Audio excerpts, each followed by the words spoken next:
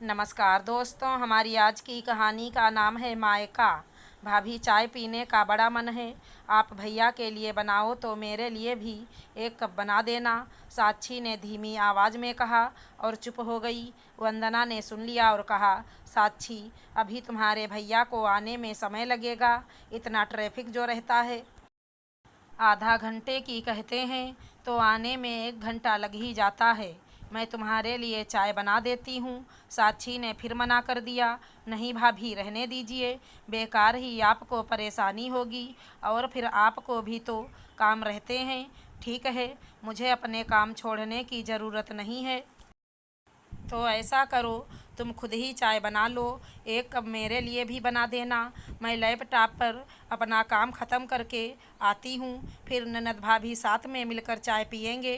थोड़ी देर बाद साक्षी चाय बनाकर ले आती है और खामोशी से पीने लगती है। उसका उतरा चेहरा देखकर वंदना से रहा नहीं जाता है। साक्षी, ये घर तुम्हारा भी है, इतनी डरी डरी क्यों रहती हो? तुम्हें जब मन हो चाय बनाकर पी लो, कुछ भी खा लो, मुझसे पूछने की ज़रूरत नहीं है। तुम जैसे अपनी मम्मी के घर में रहती थी वैसे ही हक से यहाँ भी तुम्हें रहना है। यह भी तुम्हारा मायका है। हम गुजरा वक्त बदल तो नहीं सकते हैं, पर आने वाले वक्त को साथ में रहकर मिलकर अच्छा बना सकते हैं। अपनी भाभी का प्यार भरा स्पर्श पाकर साक्षी में जैसे जान आ गई। अभी कुछ महीनों पहले की बात है, उसके इन्हीं हाथों में मेहंदी सज रही थी और वो नवल की दुल्हन बनने की तैयारी कर रही थी। घर की लाडली बेटी साक्षी भी अपनी शादी के लिए बहुत खुश थी। मम्मी पापा और भैया भाभी उसकी शादी के लिए दिन रात लगे हुए थे। नियत समय पर बारात आई और साक्षी ने नवल के साथ फेरे ले लिए। सब बहुत अच्छे से हो गया, पर विदाई के समय माहौल गमगीन हो गया। घर की रौनक ससुराल जो जा रही थी। साक्षी, अब ससुराल ही तेरा असली घर है, मायका पराया हो गया है। तुझे अब ससुराल के रंग ढंग में ढलना होगा। ये घर अब तेरा नहीं रहा, माँ ने गले लगाकर समझाते हुए कहा। सबसे विदा लेकर साक्षी ससुराल आ गई। ससुराल में सब लोग बहुत ही अच्छे थे। नवल तो साक्षी को पत्नी के रूप में पाकर बहुत ही खुश था।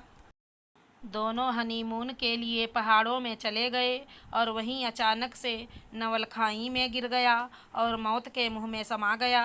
साक्षी की तो दुनिया ही उजड़ गई। ससुराल से वो वापस मायके आ गई। मम्मी पापा उसके जीवन से दुख कम करने के लिए कुलदेवी के मंदिर गए। रास्ते में भयानक कोहरा था, बस का एक्सीडेंट हो गया और दोनों ही इस दुनिया को छोड़कर चले गए। साक्षी को बहुत बड़ा सदमा लगा। उसे लग रहा था कि पति के जाने के बाद कम से कम माँ के यहाँ तो सहारा मिल जाएगा। सारे क्रियाकर्म करने के बाद साक्षी के भाई संदीप ने सारी जायदाद बेच दी। अब बहन साक्षी की जिम्मेदारी उस पर थी। वो बड़ा ही असमंजस में था। तभी वंदना ने कहा, संदीप, तुम इतना सोच क्या रहे हो? अब साक्षी की भी जिम्मेदारी हमें ही उठानी है। तुम साक्षी को भी हमारे साथ में शहर ले चलो। वो यहाँ अकेली किसके भरोसे रहेगी? उसे हम इस तरह गांव में अकेला नहीं छोड़ सकते हैं। वंदना, तुमने तो मेरे मन की बात कह दी है। दोनों पति पत्नी साक्षी को अपने साथ शहर में ले आए। वंदना और संदीप दोनों शहर में रहते थे। साक्षी उनका घर देखकर दंग रह गई। दूसरा, उसे हिचकिचाहट भी थी। वो अपनी भाभी के साथ कभी ज़्यादा रही भी नहीं थी और सबके मुंह से यही सुनती आई थी कि माँ से ही मायका होता है। इसलिए वो भाभी के घर में डर डर कर रहने लगी थी। उसे गांव में रहने की आदत थी और वो समझ नहीं पा रही थी कि इस तरह शहर में कैसे रहे। कुछ दिनों बाद संदीप कॉलेज का फार्म लेकर आया। अब तुझे आगे की पढ़ाई करनी है और अपना भविष्य भी बनाना है। साक्षी भी सब पिछला भूल कर अपनी पढ़ाई में लग गई और कुछ सालों में अपनी पढ़ाई पूरी करके अपने पैरों पर खड़ी हो गई। शहर में रहकर वो वहाँ के रहने के ढंग भी सीख गई। अब वंदना और संदीप उसकी शादी करना चाहते थे ताकि उसका भविष्य सुधार सकें। उन्होंने लड़का देखना शुरू कर दिया और मनोज ने साक्षी को पसंद कर लिया। पर शादी से पहले उन्होंने लड़के वालों को साक्षी का बीता हुआ कल बता दिया।